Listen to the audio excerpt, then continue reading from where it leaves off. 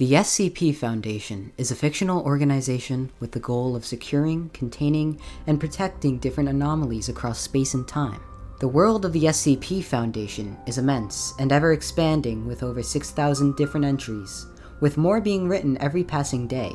My goal is to read through all of them, producing a video about a random entry every Sunday. Some of them I know well, and most of them I have never heard about. With the help of the spinner, I shall begin with the first 1,000. Welcome to SCP Sunday. Today I have some guests with me. One of them is IC, the other is Donkey Curbman. I will put a link to their channel if they have them, and let's move on with the video. So here's the spinner right here, and today let's see what we get this time. We have SCP-611. Okay, let's see what this one is. So this is SCP-611, and this one is called Parasitic Toothpick. I am already wondering what the hell this is. Item number: SCP-611. Object class: Euclid. Special containment procedures: SCP-611 must be sealed within a specified enclosure at all times. SCP-611 should be provided with 1 piece of rotting meat per week, as per dietary standards. Current information suggests that beef tongue, aged at room temperature for roughly 2 weeks, provides the best nutritional results while limiting breeding. Excuse me, what did you just say? Limiting breeding? Did I get that right? This shit fucking duplicates. Oh, a technician specialized in Insecta must maintain the enclosure. Why Insecta? I have no clue. Technicians performing maintenance on the enclosure must wear full biohazard suits to prevent possible infestation. While performing any maintenance, the temperature should be lowered to 10 degrees Celsius, which will lower the activity level of SCP-611 significantly. After maintenance is completed, biohazard suits must be completely sterilized and cleaned. Following Incident 611-1, SCP-611 has been relocated to a lower level. No food products may be allowed on the same containment level as SCP-611. So hold on a second, doesn't breeding imply they have to be 2 in 1 room? Some can...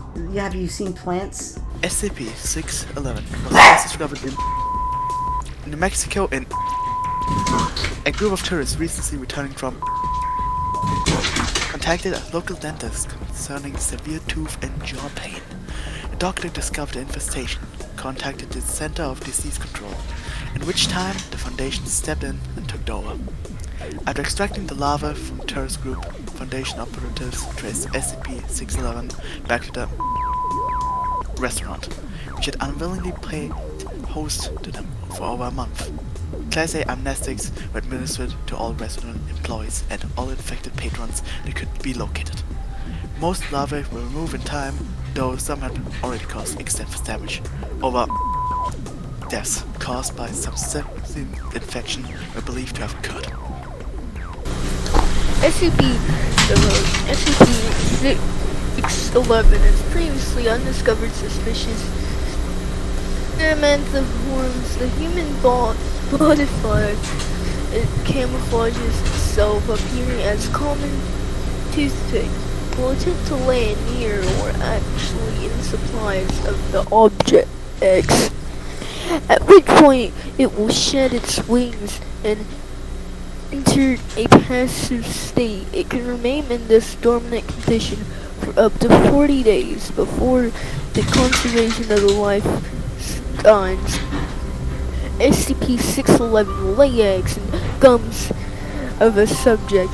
When used, hosts notice no signs of invasion until 4 to 7 days later, when the eggs hatch and burrow into the jaw, causing severe discomfort. The larvae cause sharp, continual pain and, if left untreated, can cause death by opening wounds for infection.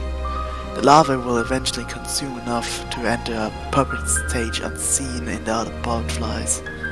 Its body will harden and lengthen, eventually punching through the skin of the host. At this point, SCP-611 will take to the air in search for others of its kind, which will fit to mate. There's my question answered with the breeding.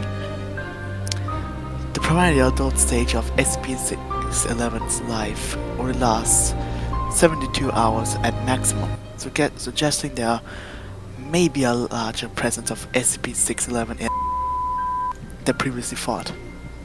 SCP-611 appears to be hermaphroditic, with no discernible difference between male and female members of the species.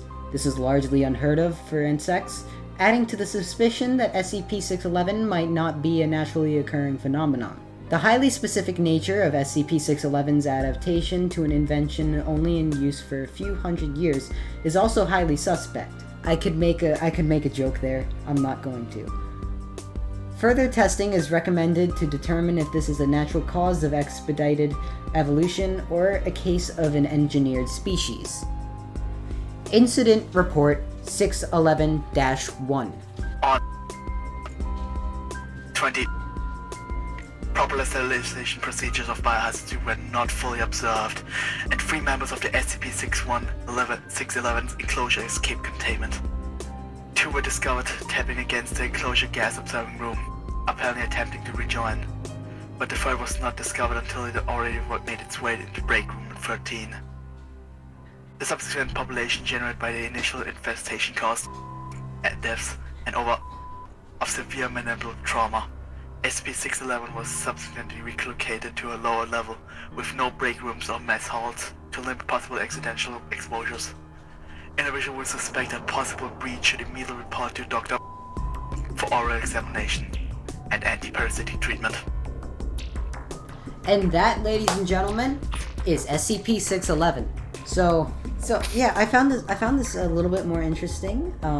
It's a fruit. It's a fruit you eat it. You get like severe tooth pain. Yeah, I've been feeling a little bit of tooth pain in my jaw. I might there might be a problem there. Have you might want to report to Doctor for oral examination. Damn it. So everybody, this has been SCP Sunday. Thank you for joining me. Come in next time. Next week, SCP Sunday will be next week as well.